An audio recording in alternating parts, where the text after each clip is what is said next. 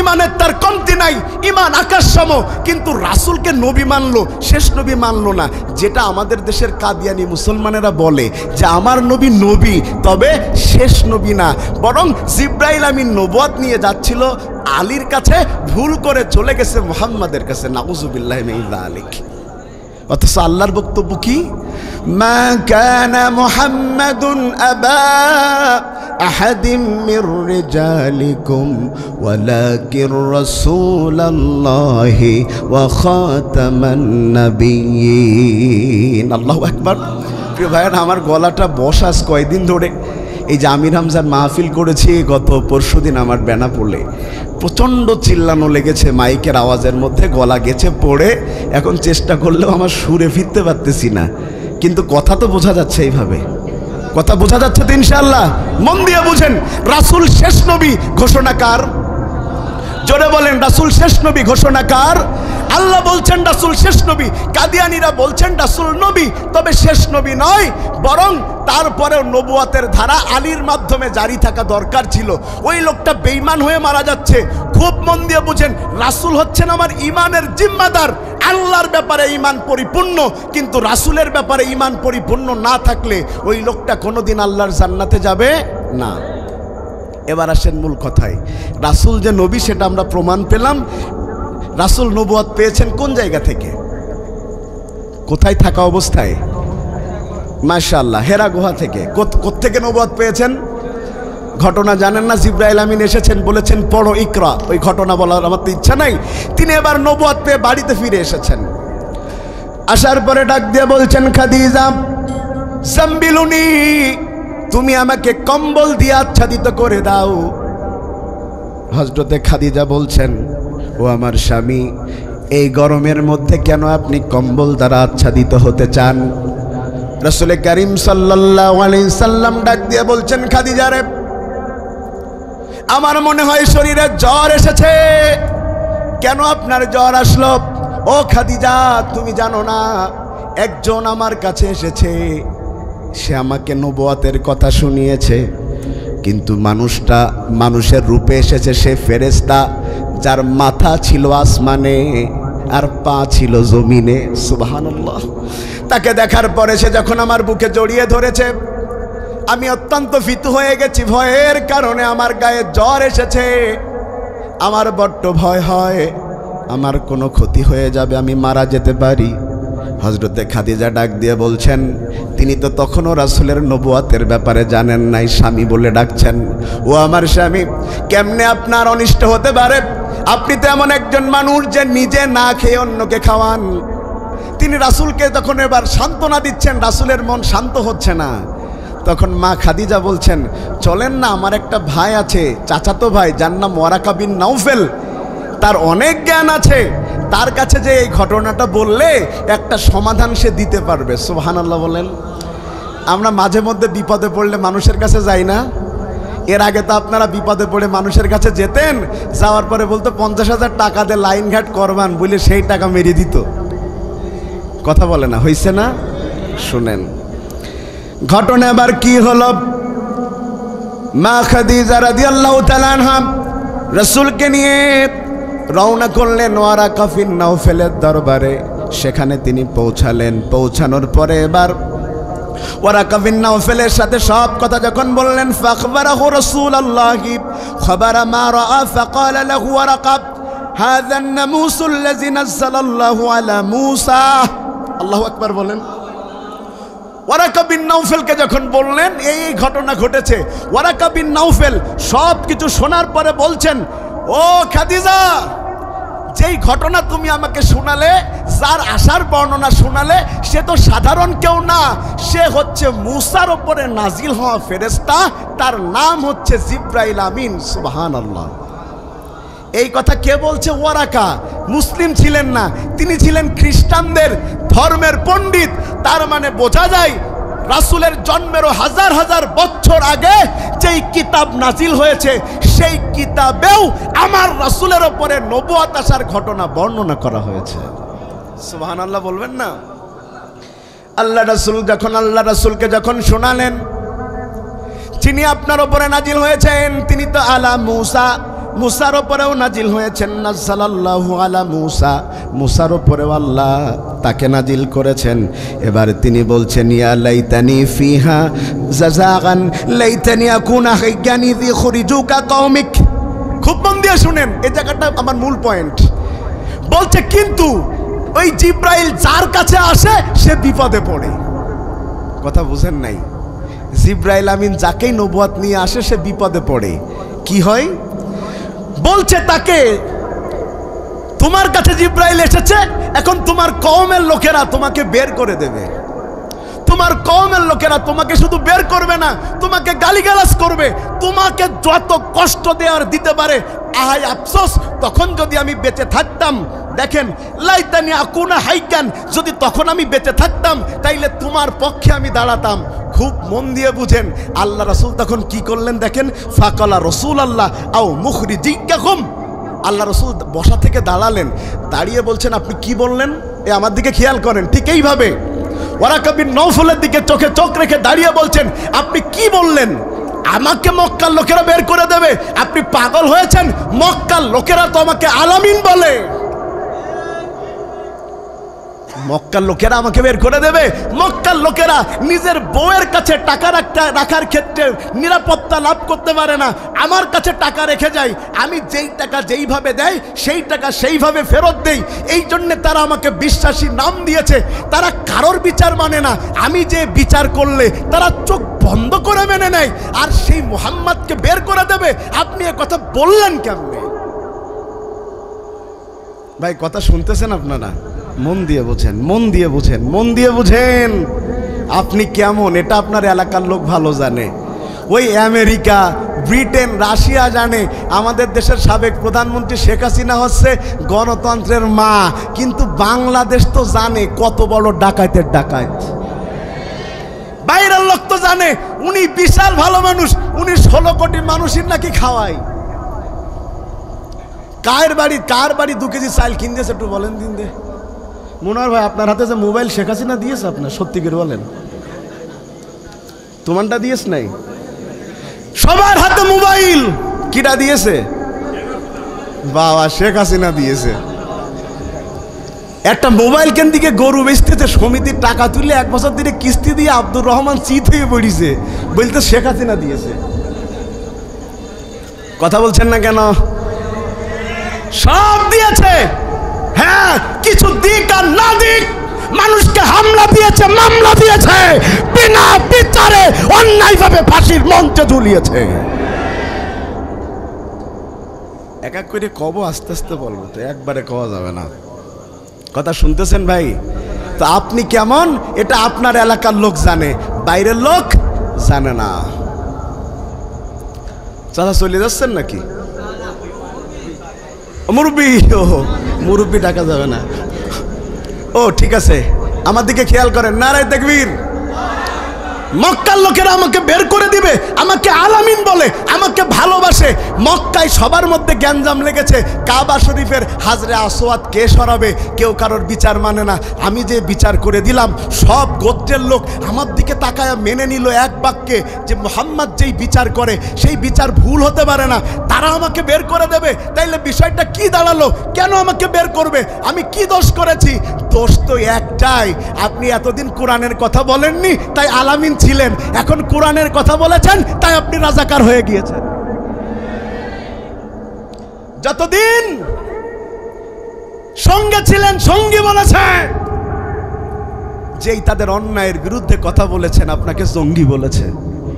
কথা বলছেন না কেন? ভালো করে বুঝেন। আমি বারবার এই কথাটা বলেছি, যেই মানুষটা নিজের ছেলের জানাজায় পেরোলে মুক্তি পেয়ে এসে লাখো মানুষের সামনে আকাশের দিকে তাকায়া হাত উঁচু করে বলেছে, আল্লাহ তোমার ইজ্জতের কসম, আল্লাহ তোমার ইজ্জতের কসম, আল্লাহ তোমার ইজ্জতের কসম, 71-এর কোনো কাদা মাটি আমার গায়ে লাগে নাই, লাগে নাই, লাগে নাই। তারপরেও যেই মানুষটাকে হসপিটালে হাসতে হাসতে নিয়ে এসে ইনজেকশন দিয়ে হত্যা করেছে যারা, এই যুগের সবচাইতে বড় সন্ত্রাসী তারা, সন্ত্রাসী তারা। সাইদি সাহেব তো খারাপ ছিল না, খারাপ হয়েছে কখন? কোরআনের কথা বলেছে যখন। বাস্তবতা এটা। কোরআনের হক কথা না বললে সব হুজুরই তো ভালো, কি বলেন আপনারা? এখন তো সবাই হক কথা বলতেছে, আগে বলে নাই, বরং পরামর্শ দিয়েছে একটু সিপি সুইপে বলো, কি বলেন? আর এখন ওয়াস্কর দুইটা বলতেছে খুনি হাসিনার দেখে নেব। ভাই কথা শুনতেছেন? এবার কি হলো খুব মন দিয়ে বুঝেন। তোমাকে দেশ থেকে বের করে দেবে। আল্লাহ রাসূল বিশ্বাস করতে পারছেন না, তিনি দাঁড়িয়েছেন, আমাকে বের করে দিবে। সুবহানাল্লাহ, সুবহানাল্লাহ, সুবহানাল্লাহ। তার মানে বোঝা যায় রাসূলের সুন্নাতি হচ্ছে কোরআনের কথা বলার জন্য দেশ ত্যাগ করা, মৃত্যুর মুখোমুখি চলে যাওয়া। কথা বলছেন না কেন? খুব মন দিয়ে বুঝেন। তা আমাকে বের করে দিবে কোন অপরাধে? কথা শুনতেছেন আপনারা? আমাকে যে বের করে দিবে, আসামকা তো বের করে দিতে পারবে না, তো গ্রাম থেকে বের হয়ে যাও। কেন বের করে দিবে? কিভাবে বের করে দিবে? আল্লাহ সুবহানাল্লাহ বলছে আপনাকে যখন বের করে দিবে তখন বিগাইরি হক, অন্যায় ভাবে বের করে দিবে। আইনের তোয়াক্কা করবে না, কারণ আইন তো তারা নিজেরাই বানায়, আইন তারা নিজেরাই বানায়। আর এক্ষেত্রে তাদের সহযোগী কারা? এক্ষেত্রে তাদের সহযোগী হয় গণমাধ্যমেরা, যারা গোয়েবলসীয় কায়দায় চলে, একটা মিথ্যা কথাকে বারবার বলতে বলতে একটা সময় মানুষের কাছে সত্য প্রমাণ করে ফেলে। তখন মানুষ বলতে থাকে, না করলে কি বলতেছে? কথা বলছেন না কেন? না করলে কি বলতেছে? একটা কথা বারবার বলছেন, কথাটা কি? কথার কথা। এই যে মারুফ ছোট ভাই, ভালোবাসার মানুষ, সব বুঝেন। আপনি বলছেন সত্যি সত্যি না বলো, আবার যেন কোট করে করেন না। আপনি বলতেছেন যে মারুফ মাদ্রাসার টাকা মেরে খেয়েছে 1 লাখ। কত? সত্যি সত্যি না বলো ভাই। লোকে বললো মারুফ যে ভালো ছেলে, 1 লাখ টাকা কেন, 1 টাকাও মেরে খাবে না। পরের দিন এবার আরো দুজন ম্যানেজকে বলতেছেন 1 লাখ না 2 লাখ মেরে খেয়েছে। বলতে বলতে বলতে বলতে পাশের গ্রামের লোকজন বলতেছে, এই এলাকার লোক যখন বলতেছে তালি মনে হয় কিছু না কিছু ঘটিছে। কথা বলছেন না কেন? কিছু না কিছু ঘটেছে, এই রটতে শুরু করেছে। এখন সে 1 টাকাও খায় নাই, বরং বিষয়টা কি ঘটেছিল তার সাথে যোগসাজশ করে এক নেতা সভাপতির পদ বাগাবে, এটা বাগায় দেয়নি। কথা বলছেন না কেন? বাগাতে দেয়নি, এখন সে কৌশল করেছে। আল্লাহর কসম করে বলছি, আল্লাহর কসম করে বলছি, আমাদের দেশে আলেম উলামাদেরকে জাতির সাথে দূরত্ব বাড়ানোর জন্য সবচাইতে বেশি ভূমিকা পালন করেছে 5টা মিডিয়াগুলো। এরা কি করেছে? একটা গল্প মাঝে মধ্যে বলে থাকি, সেটা হলো এরা খাস কাটার গল্প ফেলেছে। খাস কাটার গল্প কি? টিচার ক্লাসে যে ছাত্রদেরকে বলছেন তোমরা একটা রচনা লিখো, সেই রচনাটা লিখবা কুমিরের উপরে। কিসের উপরে? সব ছাত্র রচনা লিখেছে, এর মধ্যে একটা স্পেশাল ছাত্র, সেও রচনা লিখেছে। সে রচনা লিখেছে যে কুমির একটা জলচর প্রাণী, এর নাক আছে, চোখ আছে, 2-4 লাইন লিখে লিখেছে স্যার এর বিশাল এক লেজ আছে, লেজে খাস কাটা, খাস কাটা। 17 পৃষ্ঠা খাস কাটা লিখেছে। স্যার বলতেছে এদিকে আয়, তুই কেমন ছাত্র 17 পৃষ্ঠা খাস কাটা লিখলি? বলছে স্যার কুমিরের লেজে যতগুলো খাস কাটা আছে ততগুলোই লিখিস, পারলি কুমির ধরে গুনে দেখেন। স্যার বলতেছে তোর কুমির গণব কিভাবে আর কি, তুই তো কঠিন ছাত্রটা, দেখি দেখি তোর কত জ্ঞান, তুই আগামীকাল আর একটা রচনা লিখে নিয়ে আসবি বিল্ডিংয়ের উপরে, দেখি খাস কাটা গনে পাস। পরের দিন সব ছাত্ররা রচনা লিখেছে, ও লিখে নিয়ে এসেছে। সেখানে সে লিখেছে যে নলকোলায় হঠাৎ একজন আঙ্গুল ফুলে কলা গাছ হইল। আগে বাইকে যাওয়ার টাকা ছিল না, এখন 10 কোটি টাকার মালিক হইল। কথার কথা, নলকোলায় হইতে হবে তা না, কথার কথা। ধরেন আমার বেনাপোলে হইছে, ঠিক আছে, আমার বেনাপোলে। বাবারে বাবা, গ্রামের টান কি বেশি হয় আপনার গ্রামের লোক, বাবারে বাবা, তো ওয়াজ করা কঠিন তো দেখছি না, বোঝানির জন্য। আমার বেনাপোলে একটু খুব দ্রুত বড় লোক হওয়া যায় আর কি, তা ধরে নেন আমার বেনাপোলে হইছে। এখন টাকা যখন মানুষের বেশি হয়, মানুষ তখন বেশি আরাম খোঁজে, যদিও হালালে ছাড়া হারামে কোনো আরাম পাওয়া যায় না। তখন সে চিন্তা করলো কি করব? সে চিন্তা করলো সমুদ্রের পাড়ে বাড়ি বানাবো। লিখতেছে স্যার সে সমুদ্রের পানে একটা বিল্ডিং তৈরি করলো, রচনা বিল্ডিংয়ের উপরে, 5 তলা বিল্ডিং, প্রতি তলায় 2টা করে ইউনিট আছে, ইত্যাদি ইত্যাদি। কিন্তু স্যার ঘটনা একদিন ঘটলো, হঠাৎ করে আবহাওয়া অধিদপ্তর বলল যে সাইক্লোন হবে, ঘূর্ণিঝড় হবে, আমফান আইলার মতো। ঘূর্ণিঝড় শুরু হলো, সাইক্লোন শুরু হলো, নদীর পানি বাড়তে বাড়তে এত বেশি বেড়ে গেল, ওই নদীর পানি এখন শহরের দিকে ঢুকতে শুরু করলো। স্যার ওই পানি খালি অন্যান্য বিল্ডিংয়ে ঢুকলো না, ওই যে বেনাপোলের কোটিপতি যেটা ঘর বানাইছিল ওর ঘরের মধ্যেও ঢুকলো। ও স্যার ঘরের মধ্যে শুধু পানি ঢুকলো না, পানির সাথে ইয়া বড় একটা কুমিরও ঢুকলো। বোঝেন নাই মনে হয়? আর কুমির তো চেনেন স্যারের নাক আছে, চোখ আছে স্যার, আর বিশাল একটা লেজ আছে স্যার, খাস কাটা আবার 17-20টা লিখেছে। স্যার বলতেছে কোন জাতের ছাত্র, কি শুরু করলো? স্যার বলতেছে দাঁড়া, উস্তাদের মাস শেষ রাত্রিতে কালকে তুমি রচনা লিখবা নবাব সিরাজউদ্দৌলার উপরে, দেখি তুমি খাস কাটা কনে পাও। আগের রাত সারা রাত স্যার নবাব সিরাজউদ্দৌলার জীবনী পড়েছে, যে কুমিরের কোনো ঘটনা আছে কিনা দেখতেছে, নেই। বলছে এবার লেখ। ছাত্র লিখতে শুরু করেছে, স্যার নবাব সিরাজউদ্দৌলা বাংলার শেষ স্বাধীন নবাব ছিল স্যার, সে তার রাজ্য খুব ভালোভাবে চালাচ্ছিল। মাত্র 17 বছর বয়সে নানা আলীবর্দী খানের হাত থেকে এই বিশাল সাম্রাজ্যের নবাবগিরি তিনি পান। তিনি সব ঠিক চালাচ্ছিলেন স্যার, কিন্তু তিনি তার রাজনৈতিক জীবনে একটা ভুল করে ফেলেন, যেই ভুলের কারণে তার পতন হয়। আর তার ভুল হলো সে মীর জাফরকে বিশ্বাস করে, ভুল মানুষকে বিশ্বাস করে। আর রাজনীতির ভাষায় ভুল মানুষকে বিশ্বাস করা আর খাল কেটে কুমির আনা একই কথা। আর স্যার কুমির তো আপনি চেনেনই, নাক আছে, চোখ আছে স্যার, আর বিশাল এক লেজ আছে স্যার, খাস কাটা। স্যার বলতেছে রচনা না লিখে এক বোতল বিষ দে, খেয়ে মর যায়। হাসির খোরাক দেওয়ার জন্য বলি নাই, গত 17টা বছর ধরে বাংলাদেশে একই কায়দায় আলেমদের চরিত্র হনন করার জন্য খাস কাটার মতো গল্প ফাঁদা হয়েছে। আলেমরা দুইজন একসাথে বসে চা খেয়েছে, জঙ্গিবাদের মামলা দিয়ে জেলে দিয়েছে, জানাজা থেকে ফেরার পথে মামলা দিয়ে নাশকতা করতে গিয়েছিল, এই মামলা দিয়েছে। হাজারো নিরাপদ একেবারে সহজ সরল মানুষগুলাকে এমন মামলা দিয়েছে যেটা কোনো মানুষে দিতে পারে না। অথচ গোটা জাতি জানে আলেমরা কোনো সন্ত্রাসবাদ আর জঙ্গিবাদের সাথে জড়িত ছিল না। ইয়া রাসূলুল্লাহ, আপনাকে বের করে দিবে। আমাকে কেন বের করে দিবে? আপনার বিরুদ্ধে বিভিন্ন অপবাদ আনা হবে, তার মধ্যে প্রথম অপবাদ আনা হবে, বলা হবে আপনি রাষ্ট্রের বিরুদ্ধে অবস্থান নিয়েছেন। শুনেন, শাসক অন্যায় করছে এটার বিরুদ্ধে বলা মানে রাষ্ট্রের বিরুদ্ধে বলা নয়। কিন্তু গত 17 বছরে সরকারের বিরুদ্ধে কিছু বললে রাষ্ট্রদ্রোহী মামলা দেয়া হয়েছে। অথচ গণতান্ত্রিক দেশে সরকার কোনো অন্যায় করলে এটা বলতে পারা আমার গণতান্ত্রিক অধিকার। এদেশে চোর কথা বলেছে, এদেশে বাটপারেরা কথা বলেছে, এদেশে পদ্মা সেতু চোরেরা কথা বলেছে। আর এদেশে তো সবাই চুরি করলি, একজন কোনো চুরি করিনি, খালি 500 কোটি US ডলার মেরে দিছিল, যার বাংলা টাকা 59,000 কোটি টাকা। মোটে মারিনি, 59,000 কোটি টাকা। শুনতেছেন ভাই?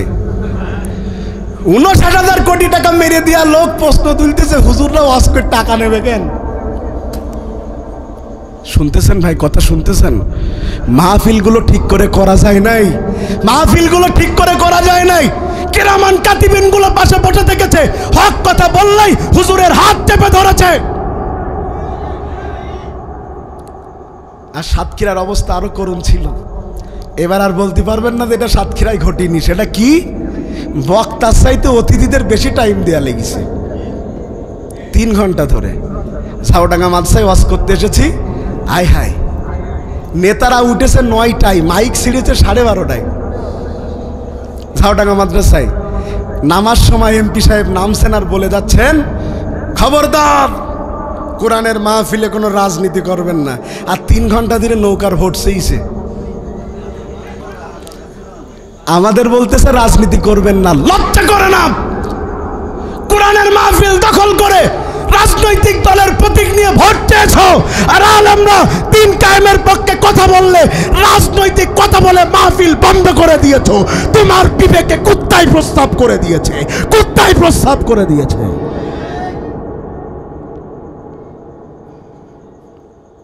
বের করে দিবে। কথা শুনতেছেন আপনারা? আল্লাহ রাসূল অবাক হয়ে বলছেন, কেন আমাকে বের করবে?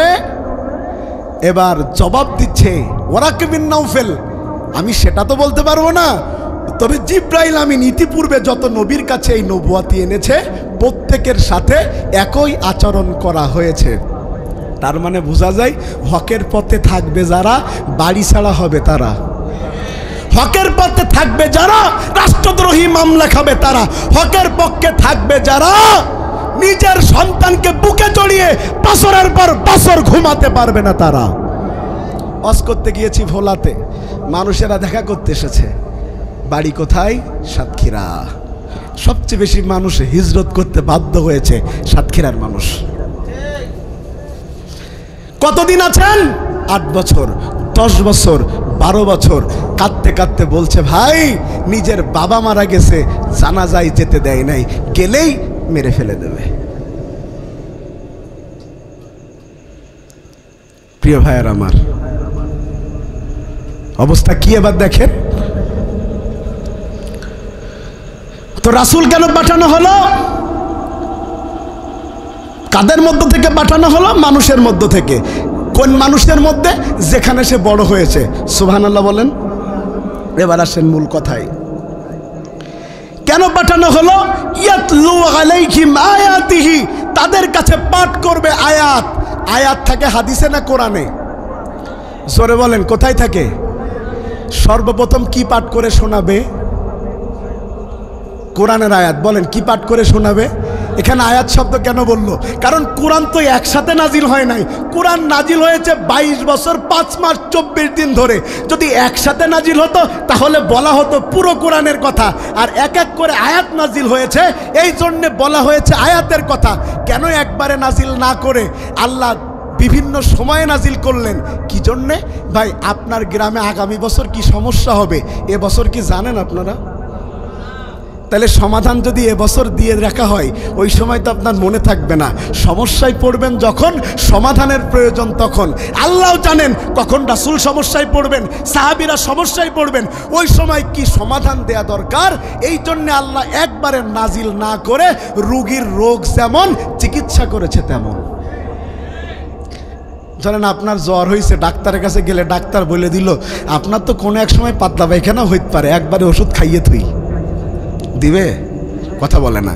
প্রেশার হয়েছে, প্রেশারের ওষুধ খাইতে গিয়েছেন, বলছে ব্যথাও তো হইতে পারে 2 মাস পরে, আগের থেকে ব্যথার ঔষধ খাইয়ে দেই।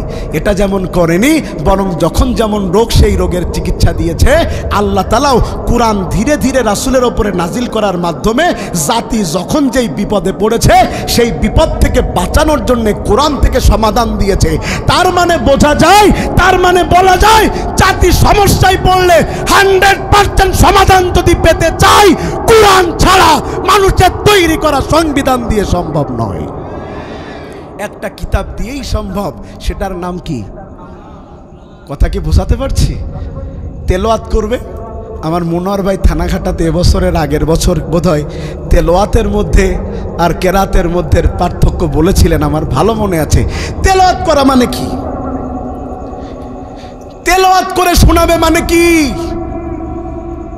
আচ্ছা এখানে যারা আছেন বলেন আমরা কোরআন কেন পড়ি? যে কেউ বলেন, কোনো ভয় নেই, বলেন। সোয়াবের আশায়। মাশাআল্লাহ, এক অক্ষরে কত সোয়াব? একটু জোরে বলেন। আল্লাহ। কিন্তু যদি আপনি কোনো জায়গায় দেখাতে পারেন সাহাবায়ে কেরাম রিদওয়ানুল্লাহি আজমাইন কোরআন পড়েছেন শুধুমাত্র সোয়াবের আশায়, খুঁজে পাবেন না। আল্লাহ কোরআনে কোথাও এ কথাই একবারও বলেন নাই যে কোরআন নাজিল করেছে সোয়াবের জন্য, পড়লে সোয়াব হবে তাই, এ কথাই একবারও বলে নাই। বরং আল্লাহ যেই যেই কারণে কোরআন নাজিলের কথা বলেছে, জাতি সেই সেই উদ্দেশ্যে কোরআন পড়ে না, এই জন্য জাতির রোগ সারে না। ওয়া নুনাজ্জিলু মিনাল কুরআনি মা হুয়া শিফা ওয়া রাহমা। কোরআন শিফা আর রহমা, মানে জাতির যত বিপদে পড়বে তার চিকিৎসা কোরআনের মধ্যে আল্লাহ দিয়ে দিয়েছেন। অথচ জাতি কোরআন পড়ছে সোয়াবের জন্যে। খুব ভালো করে এখানে বুঝেন। আর একটা প্রশ্ন করি, আমরা নামাজ পড়ি কেন? একটু বলেন, বললেই হবে। জান্নাতের আশায়। তো নামাজ বাড়ি পড়লেও যা, মসজিদে পড়লেও তা। তা মসজিদে যেয়ে পড়েন কেন, বাড়ি না পড়ে?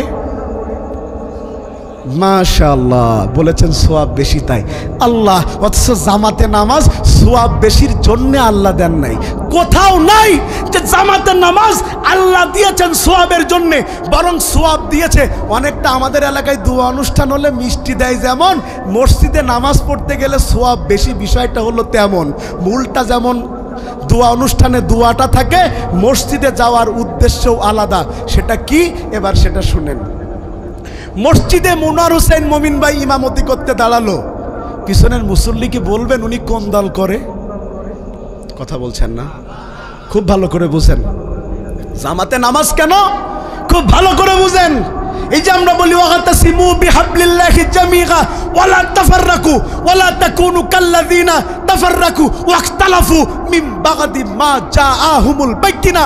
এই আয়াত যে আমরা জাতিকে এক করার জন্য বলি, আল্লাহ তো জামাতে নামাজই দিয়েছে গোটা জাতিকে দল মত ভুলে এক আল্লাহর জন্য স্লোগান তোলার জন্য। নামাজে হুজুর বললেন আল্লাহু আকবার, কেউ রাগ করে? কেউ রাগ করে? রাজপথে যে নারায় তাকবীর আল্লাহু আকবার বললি তো শাটান পড়া দিয়েছ খুব। আল্লাহু আকবার মসজিদে মেনেছে, রোডে মানে নাই। মূল কথায় আসেন। ভাই বলল আল্লাহু আকবার, পিছনে আওয়ামী লীগের পাশে বিএনপি, তার পাশে জামাত, তার পাশে জাতীয় পার্টি। কেউ কোনোদিন বলেছে বিএনপি আমার পাশে পুলিশ বিলাই নামাজ পড়বো না? নামাজ সেখানে হয়েছে দল মত নির্বিশেষে আল্লাহর জন্য দাঁড়িয়েছে। তার মানে নামাজ, জামাতে নামাজ আপনাকে শিক্ষা দিচ্ছে আপনি যে অবস্থানে থাকেন, ধনী হোক গরিব হোক কালো হোক সাদা হোক, দলের ভিন্নতা থাকতে পারে, কিন্তু নামাজে তুমি যেমন এক, ওই নামাজকে সমাজে কায়েমের জন্যও তুমি এক থাকতে হবে। 2 নাম্বার, হুজুরদের মধ্যে দলাদলি কম না বেশি? কথা বলে না, কম না বেশি? তবে কমে আসতেছে। আশা করছি আগামীতে বাংলাদেশে আলেমদের ঐক্য হবে। আর বিশ্বাস করেন, এদেশে যদি আলেমদের ঐক্য হয়, আগামীর বাংলাদেশ কোরআনের বাংলাদেশ হবে, রামবামের বাংলাদেশ হবে না ইনশাআল্লাহ। প্রিয় ভাইয়েরা, এবার কোরআনে যে কথাটা বলার জন্য আমি এত দূর আসলাম, আলিফ লাম মিম কয়টা নেকি হইছে? কথা বলে না। আল্লাহ, 30টা নেকির লোভে আপনি কোরআন পড়লেন, কিন্তু কোরআন কি বলল আপনি বুঝলেন না। কোরআন আপনার কি শেখালো আপনি বুঝলেন না। কোরআন থেকে আপনি শিক্ষা নিলেন না। গাধার পিঠে সোনার বস্তা দিয়েছেন, গাধা সোনা নিয়ে চলে গিয়েছে। গাধা জানে না তার পিঠের জিনিসটা কত দামি, 10 টাকা দামের নাকি 10 কোটি টাকা দামের। ও বহন করে দিয়ে থুয়ে চলে এসেছে। আপনিও গাধার মতো বহন করছেন কেন? আপনার তো বোঝা উচিত কোরআন স্বর্ণের চাইতে দামি। এ জীবনের প্রতিটা স্তরে স্তরে খাটানোর জন্য আল্লাহ কোরআন দিয়েছে। সুবহানাল্লাহ। আল্লাহ আমাদেরকে বোঝার তৌফিক দান করুন। তাইলে আল্লাহ তাআলা রাসূলকে দিয়ে তেলাওয়াত করিয়েছেন কি জন্যে? জাতিকে হেদায়েতের রাস্তা দেখানোর জন্যে। কিতাবুন আনসালনাহু ইলাইকা লিতুখরিজান নাসা মিনাজ যুলুমাতি ইলান নূর, অন্ধকার থেকে আল্লাহর রাস্তা দেখানোর জন্যে। ভাই আমি গলার কারণে সুর দিয়ে কিন্তু অস করতে পারছি না, একটু কাটা কাটা কথা বলছি। 2 নম্বরে ওয়ায়ুসাক্কিহিম, পবিত্র করার জন্যে। ভাই এখানে যারা আছেন, আমরা যারা এখানে বসে আছি, পবিত্র না অপবিত্র? পবিত্র, মাশাআল্লাহ। কারণ মুসলমানরা পবিত্র থাকে, কারণ 5 ওয়াক্ত নামাজ পড়তে গেলে কি করতে হয়? ওযু করতে হয়। আর ওযু ছাড়া তো নামাজ হয় না, হয়? ওযু ছাড়া নামাজ হয়? আমরা পবিত্র থাকি। কিন্তু ভাই এই পবিত্র বলতে জামা কাপড়ের পবিত্রতা আর শরীরে প্রস্রাব পায়খানা না লাগার পবিত্রের কথা বলা হয় নাই। ওটা তো ভাই বাইরের ব্যাপার, বরং মানুষের কলুষিত অন্তরকে পবিত্র করার জন্য রাসূলকে পাঠানো হয়েছে। সুবহানাল্লাহ বলবেন না? কলুষিত অন্তরকে পরিষ্কার করার জন্য। আপনারা অনেকেই ফেসবুকে দেখে থাকবেন, মাঝে মধ্যে দেখায় যে কালো পানিতে সাদা পানি ঢেলতে থাকে, দেখেছেন না? ঢেলতে ঢেলতে এক সময় ওই যে কালো পানি আর নাই, পুরো সাদা হয়ে গেছে। তখন ওটা দ্বারা বোঝাতে চাই, তোমার যতই পাপ থাক, সাদা পানি ফেলতে ফেলতে যখন কালো পানি থাকে না, একইভাবে তুমি তাওবা করতে থাকলে বারবার বারবার তোমার কালো হৃদয়টা আস্তে আস্তে আস্তে আস্তে আল্লাহ পরিষ্কার করে দেয়। কোরআন কেমনে, ভালো করে বুঝেন, কেমনে হৃদয়কে পবিত্র করে। তাকিয়ে দেখেন তাহিয়াতুল কালবির দিকে। শুধুমাত্র সমাজের স্ট্যাটাস মেইনটেইন করার জন্য নিজের কন্যা সন্তানকে জীবন্ত হত্যা করেছে। কথা বলছেন না কেন? নিজের সন্তানকে হত্যা করেছে, কলুষিত হৃদয় ঈমান গ্রহণ করার পরে রাসূলের কাছে যেয়ে কাঁদছেন, ইয়া রাসূলুল্লাহ, আমি আমার সন্তানকে হত্যা করে ফেলেছি। আল্লাহ রাসূল বলছেন, চিন্তা করো না, তুমি যখনই ঈমান এনেছো, সন্তান হত্যার কালো অন্যায়কেও আল্লাহ সাদা দ্বারা পবিত্র করে দিয়েছে। সুবহানাল্লাহ বললেন না? ওয়ায়ুযাক্কিহিম, মানুষের অন্তরকে পবিত্র। শোনেন, আপনার চেহারা তো সুন্দর, পোশাক তো সুন্দর, এটা দেখে আপনি ভালো না মন্দ বোঝা যায় না। দেখতে হবে আপনার অন্তর কেমন। কথা বলছেন না কেন? অন্তর খারাপ তা সব খারাপ। কি বলো ওই যে ইন্নাল্লাহা লা ইয়ানজুরু ইলা সুওয়ারিকুম ওয়া আমওয়ালিকুম ওয়ালাকিন ইয়ানজুরু ইলা আমালিকুম ওয়া কুলুবিকুম। আল্লাহ তোমার চেহারা কত সুন্দর সেটাও দেখে না, তোমার সম্পদ কত বেশি আল্লাহ সেটাও দেখে না। আল্লাহ দেখে তোমার অন্তর কেমন, তোমার অন্তর কেমন। আর সমাজের মানুষ মানুষকে মর্যাদা দেয় টাকার ভিত্তিতে, ঈমানের ভিত্তিতে দেয় না। গোটা সমাজ ব্যবস্থা নষ্ট হয়ে গেছে। দেখবেন মসজিদগুলো, মাদ্রাসাগুলো পরিচালনা করেছে টাকার জোরে সুদখোর, মদখোর, দুর্নীতিবাজ, চাঁদাবাজ, টেন্ডারবাজেরা। ভালো মানুষেরা কথা বলতে পারেনি, তাদের দাম বেশি। বিশাল ব্যাপার, কত দাম। হুজুর মসজিদে ওয়াজ করতেছে মদ খাওয়া যাবে না, মদ খেয়ে কেউ ঢুকলে তার মসজিদে ঢুকতে দেয়া যাবে না।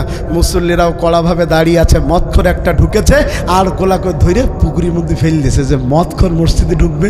কিছুক্ষণ পরে সুদখোর, টাটকা সুদখোর, সুদির টাকা পকেটে রেখে মেসওয়াক করতে করতে মসজিদে ঢুকতেছে। ওরে কেউ নিষেধ করতেছে না। কথা বলছেন না কেন? অথচ সুদ খাওয়া, মদ খাওয়ার চাইতে বড় গুনাহ। আহারে, আমাদের সমাজের মানুষেরা ওই মদখোরকে ফেলে দিয়েছে, কিন্তু টাটকা সুদখোরকে টাকার জোরে মসজিদের সভাপতি বানিয়েছে। তাইলে টাকার ভিত্তিতে, সম্পদের ভিত্তিতে কারোর মান বন্টন হবে না, বরং মানুষের মান বন্টন হবে, মর্যাদা বন্টিত হবে আল্লাহর কাছে ঈমান আর তাকওয়ার ভিত্তিতে। ঈমান যার ভালো, তাকওয়া যার ভালো, সে আল্লাহর কাছে সম্মানিত। যার ঈমান নাই, ও বিল গেটস হলেও আল্লাহর কাছে তার কোনো দাম নাই। আপনাদের সার্কিট হাউস মোড়ে একজন লোক, তার দুইটা পা নাই, ওই পা অবস্থায় মোড়ে মোড়ে বাধ্য হয়ে ভিক্ষা করতেছে, কিন্তু ওর মধ্যে ঈমান আছে। বাধ্য হয়ে ভিক্ষা করতেছে, ঈমান আছে।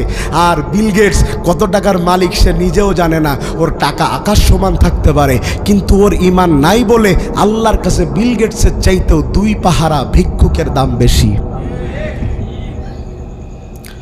যতদিন সমাজের মানুষকে মূল্যায়ন করা হবে টাকা দিয়ে, সম্পদ দিয়ে, ততদিন ওই সমাজ সংস্কারের যতই ছোঁয়া তোলেন, সংস্কার করতে হবে, সংস্কার তো হবে না। কারণ সংস্কার করতে হলে আগে নিজের হৃদয়কে সংস্কার করতে হয়। সেই হৃদয়ে ঈমান নাই, ওই হৃদয়ে পুরো শয়তানের বাসর ঘর। ঈমান কি জিনিস, এটা আমার শেষ কথা আজকে। ঈমান কি জিনিস? আল্লাহকে আমরা কেউ দেখেছি? কথা বলেন না, দেখেছি? আল্লাহ আমাদেরকে দেখছেন, এ বিষয়ে আমরা নিশ্চিত? কথা বলেন না, নিশ্চিত না? আমাদের ঈমান দেখেন। রোজার মাসে মেরে ফেললেও ঘরের মধ্যেও পানি খাওয়ানো যাচ্ছে না। সে বলতেছে আল্লাহ তো দেখছেন, আমি যদি পানি খাই আমার রোজা নষ্ট হয়ে যাবে। এত বড় ঈমানদার লোকটা রোজার মাসেই ঘুষ নিচ্ছে, একবারও চিন্তা করতেছে না যে আল্লাহ পানি খাওয়া দেখতে পারে, ওই আল্লাহ ঘুষ নেওয়াও দেখতে পারে। আমাদের ঈমান খণ্ডিত ঈমান। আমরা রোজার মাসে রোজা রাখি, আমরা পানি পর্যন্ত খাই না, আল্লাহ দেখতে পাবে। একই লোক ঘুষ খাচ্ছে, কিন্তু তখন তার মাথায় আসছে না যে আল্লাহ আমার ঘুষ খাওয়া দেখছে। এ ঈমান আল্লাহর কাছে পছন্দনীয় ঈমান নয়। ভাই কথা বুঝতেছেন আপনারা? আমার প্রিয় ভাইয়েরা, ঈমান বাড়ে কোরআন তেলাওয়াতে। কিসে বাড়ে বলেন? মাওলানা মুফতি আমির হামজা ভাই গতকাল দিনাজপুরের নবাবগঞ্জে 10 জন সনাতন ধর্মাবলম্বী এক পরিবারের একসাথে কালেমা পড়িয়েছে। কোরআন শুনে ঈমান বাড়ে, বেঈমান থেকে মানুষ ঈমানদার হয়। 10 জন মানুষ আমির হামজা ভাইয়ের হাতে ঈমান গ্রহণ করেছেন। আল্লাহ তাআলা তৌফিক দান করেছেন বলে যারা বলেন কোরআনের মাহফিল দিয়ে লাভ কি, তারা বুঝেন না কোরআনের মাহফিলে লাভ আছে বলেই তো বাতিলেরা গত 15 বছর ধরে সঠিকভাবে কোরআনের মাহফিল করতে দেয়নি। আপনি কেন বুঝেন না? কোরআনের মাহফিলে লাভ আছে। এটা তো ফুয়েলের মতো, ইঞ্জিনের মধ্যে তেল ঢুকিয়েছেন, গাড়ি চলতেছে 1 মাস ধরে, একটা মাহফিল থেকে ফুয়েল নেবে, মাসের পর মাস চলবে। আপনি বলবেন সবার হচ্ছে না, একজন তো হচ্ছে, ওই একজনকে তো আপনি গানের মাধ্যমে হেদায়েত দিতে পারতেন না। ওই সাক্কিহিম, মানুষকে পবিত্র করতে হবে কি দিয়ে? কোরআন দিয়ে অন্তরের পবিত্রতা আনতে হবে। ওই এরপরে 2টা আছে, আমরা আজকে আর সামনের দিকে যাচ্ছি না, 12:30 বেজে গেছে। প্রিয় ভাইয়েরা, যে কথাগুলো বললাম, রব্বে করিম আল্লাহ আমাদেরকে আমল করবার তৌফিক দান করুন। এখন আপনাদের সামনে আজকের মাহফিলের সম্মানিত সভাপতি, আমার প্রিয় ভাই, আপনাদের এলাকারই কৃতি সন্তান ভাই, অনেক ক্লান্ত, একটু ঘুমাতে পারলেই সুস্থ থাকতো, তাও জোর করে, মানে ওনার তো আর শোনার দরকার না, আমি যা বলেছি আমার চেয়ে ভালো জানে। তারপরেও সভাপতি হিসাবে আছেন, এখন ভাই কথা বলবেন, একসাথে ভাই দোয়াও করে দিবেন।